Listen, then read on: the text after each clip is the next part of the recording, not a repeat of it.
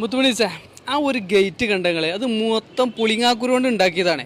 അത് എവിടെ വെച്ചിട്ടുണ്ടെങ്കിൽ നമ്മളെ വേങ്ങര വലിയോറ, മറ്റേ പുത്തനങ്ങാടി വലിയോറ റുസ്തുൽ വിൽദാൻ മദ്രസയിലാട്ടാ.